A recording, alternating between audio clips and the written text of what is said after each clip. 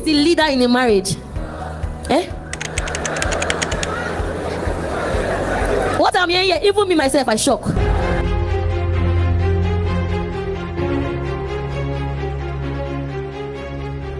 There were some girls that if you ask them out, the way they will look at you.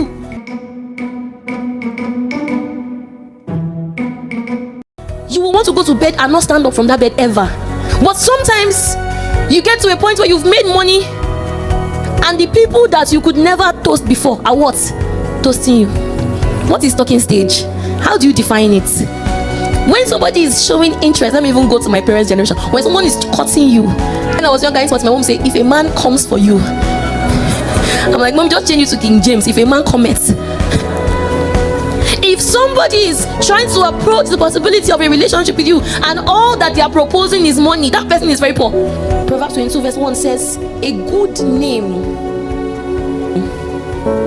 is better than riches, and loving favor than silver or gold. I told you guys, very young and free. A woman said, this guy is asking my daughter out. He's doing everything for us. He's an amazing guy. Very good, very well behaved. He's incredible. He's this. I was waiting for the but. I thought she would say maybe, but he's short. There's nothing wrong with being short at all. The Bible says, lo, I'm with you. Even till the end of it. She said, the guy is perfect. It's just that he's a Yahoo boy. A God-fearing what? Yahoo boy. A good name is better. It's something that you must know. You must teach your children. It's something you must have in mind when you're entering a relationship as you're building your marriage. That a good name is better than riches. Yeah, my friend did not really like the guy. Oh, I don't really like the guy. But he has papers. He promised to carry me abroad. Let me balance it. She has papers. The olden days, if somebody had 1,000 goat and 3,000 sheep, they were very rich. If you have that today, you are still what? You know how much chicken? Let's forget chicken, egg. Anybody that exalts their love for money above their honor for God and above their regard for people, that person is a rich fool. Marriage is not a limited liability company where the person with the most shares becomes the MD or the president or the chairman. Are you following that? There is one leader in the marriage, and that's who? So I want to hear, ladies, let me hear, who is the leader in the marriage? Hey, wait, be calming down. Let me know if I should change my topic. Who is the leader in a marriage? What I'm hearing here, even me myself, I shock. Scriptures. I didn't say let's go to Twitter, I said let's go to where? Ooh, nice. Ephesians ones are going to read this. This is an open book test. After reading this, when I ask you again, we will see what you answer. Ephesians 5, I will just change today's topic to what? Submission. Try me and see. Ephesians 5:22, let's go together. 1, 2. Why are you reading it fast? It says, wives, submit yourselves to who? Wow. You mean it? Your own husband. So it doesn't mean that every man out there you are supposed to submit to. But in a marriage, the leader of the marriage, the head of the home is the husband. If you choose not to believe it, remain what? Single.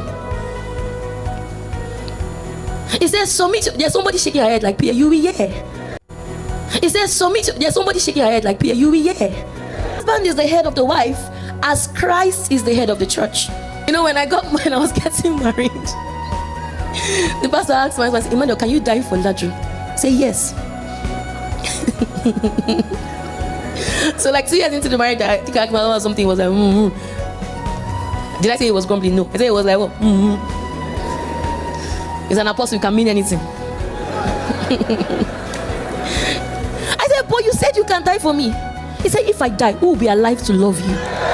So what we learn is that when we do submission God's way, there is order. And when we do love God's way, there is no subjugation. Jesus says, you call me Lord and Master, and I agree, that's who I am. But the same way I have washed your feet, so you ought to wash the feet of those who you are serving. I've seen some women go through serious financial abuse, where You are the one bringing all the money. He doesn't work. Then when you earn your salary, you now come and submit it as a submissive wife. But we must be careful. You see, there is a way you can hear so many things that are out of the normal, that you now begin to build your life on exceptions instead of principles. When you say, that's how my father used to, not my father, daddy, not you, but like the person's, that's how my father used to do. He didn't used to bring anything.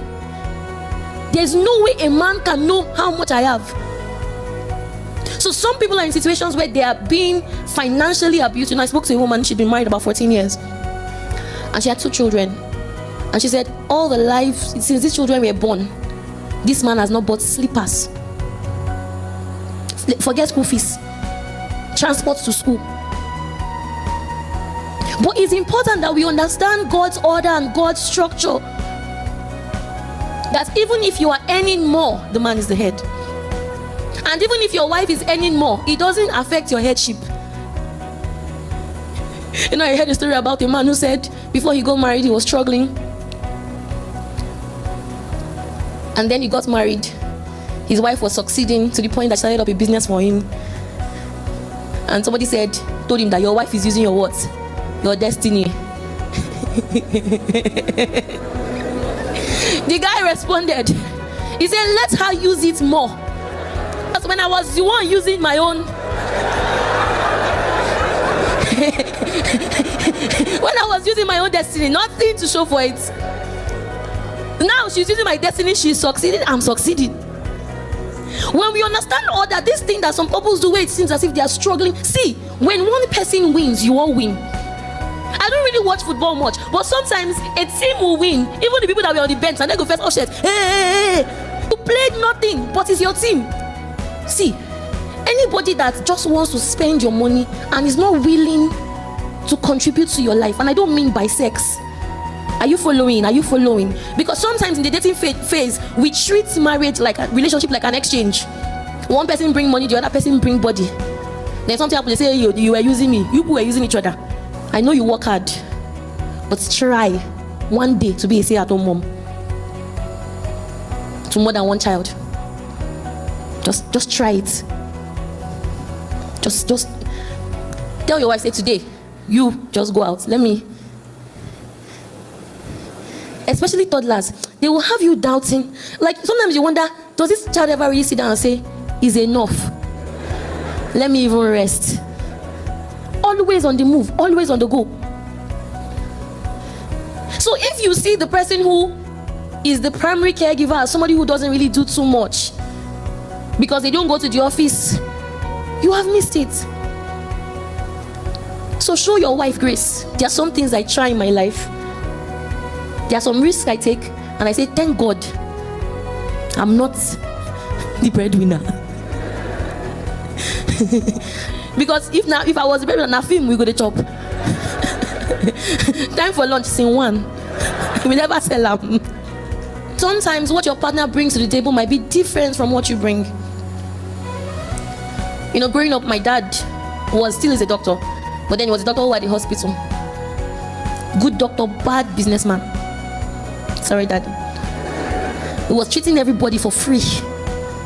The major payment I would say my dad got was when we are going to school, they will say, doctor, Dad, they'll be calling us. And sometimes they say, this one is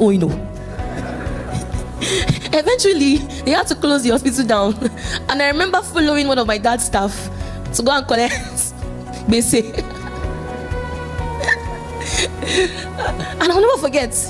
The lady insulted. She said, leave me. If I have your money, will I not pay you? I'm just looking at her and say, when you were sick, your mouth was not sharp like this.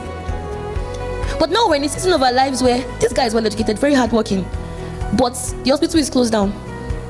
My mom was a teacher, but in addition to being a teacher, she was so many other things.